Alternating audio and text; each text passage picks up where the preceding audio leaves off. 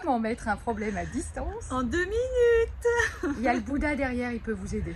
C'est sûr, connectez-vous.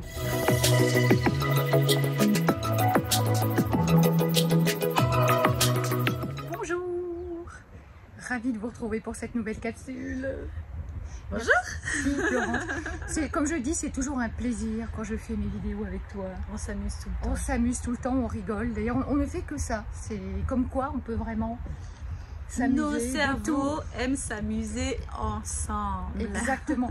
Mais du coup, s'amuser, activer l'amusement quand on a un problème à régler en quelques minutes seulement pour se mettre à distance, eh bien rien de tel que le jeu. Tu vois, on n'en a même pas parlé dans les solutions, mais en fait c'est tellement logique que voilà.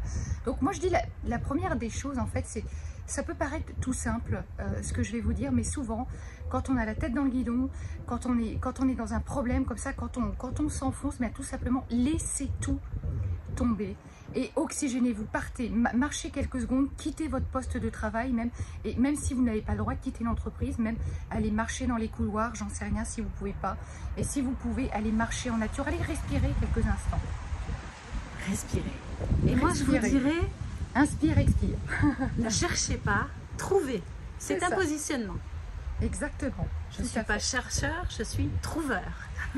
Oui, parce que en fait, dans l'idée de chercher, il y a presque cette notion de temporalité. En fait, on a le temps. On a le temps et puis on se permet de ne pas trouver. Exactement, exactement. Après, pareil, une solution toute simple. Vous savez que franchement, aujourd'hui, sur Internet, on a tellement de possibilités. Vous tapez séance d'auto-hypnose sur YouTube et vous allez trouver quelque chose, tout simplement pour vous relaxer, pour mettre votre problème à distance rapidement, quoi. Surtout, c'est sortir de ce que vous faites là, en fait, tout simplement. Voilà. Alors moi, je dirais, si vous êtes manager, par exemple, prenez le temps. C'est-à-dire que c'est peut-être pas votre priorité. Le problème, entre guillemets, qu'on vous envoie n'est peut-être pas votre priorité à vous, en tant que service, en tant qu'entreprise, en tant que manager. Donc, laissez votre équipier, votre collègue, votre client même, gérer son problème, entre guillemets, pendant... C'est aussi le mettre un petit peu à distance pendant un certain temps et regarder si le problème existe toujours 1 heure, 2 heures, 3 heures après, ou voire même le lendemain. Parce que les priorités ne sont pas toutes des vraies priorités. C'est ça.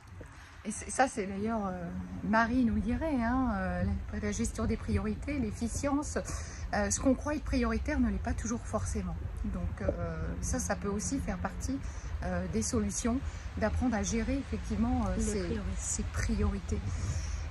Après, il y a un truc tout simple, c'est faites comme si votre problème, il avait déjà disparu. D'ailleurs, posez-vous la question, est-ce que j'ai déjà, par le passé, rencontré ce type de problème, ou tout simplement, est-ce que je me suis déjà retrouvée confrontée à des problèmes comme ça où je n'arrivais pas à en sortir, mais finalement, qu'est-ce que j'ai fait pour arriver à en sortir?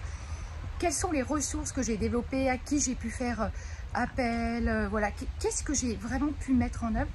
Voilà, en fait, on a tous des stratégies de réussite, n'est-ce pas, Florence? Et voilà, faites comme si vous aviez déjà résolu le problème. Comment vous êtes? Dans quel état d'esprit vous êtes? Qu'est-ce que vous voyez? Qu'est-ce que vous vous dites? Qu'est-ce que vous ressentez à l'intérieur de vous? Voilà. Quels sont les mots que vous employez? Tout ça, c'est très important. Si vous voyez le problème comme un obstacle, qu'est-ce que vous ressentez après cet obstacle? Exactement. Et moi, pour rajouter, je dirais, et pour la gestion des émotions, quel est le pathos dans lequel vous vous êtes mis? Est-ce que vous pourrez, en mettant le problème ou la problématique à distance, mais quelles sont les émotions que je mets en même temps à distance? Parce que parfois, ce sont les émotions qui empêchent de voir la solution toute simple qui existe. C'est ça. Après, il y a un exercice un petit peu neurologique comme ça, qui est tout simple. D'ailleurs, j'en avais déjà parlé il y a quelques mois dans une vidéo. C'est, vous imaginez là, que vous prenez le problème, et faites vraiment le geste avec vos 2 mains. Vous prenez vos 2 mains, vous faites comme si vous preniez le problème et vous le mettez devant vous sur la table. Vous allez voir que rien que de faire ça, ça met une distanciation directe par rapport au problème. Et souvent, on se rend compte que le problème, il est bien plus petit que ce qu'on a voulu voir. En fait, on a tendance vraiment à donner de l'ampleur, à amplifier, mais en fait, vous verrez que l'idée, c'est vous prenez votre problème, vous faites le geste, vous le mettez devant vous, et puis voilà, vous vous imaginez, et peut-être petit à petit, le mettre en noir et blanc, le rétrécir, l'éloigner, le rapprocher. Et puis, une fois qu'il est devenu tout petit, eh bien, vous faites le geste de ce tout petit problème. Je le mets dans ma tête et c'est juste un tout petit problème et rien de plus. À résoudre. Voilà. Alors, si votre souci, entre guillemets, c'est de faire un choix, il y a parfois des moments où les choix sont fondamentaux à faire. Ça peut être des choix de carrière, des choix personnels, etc. C'est bien de le matérialiser, votre choix.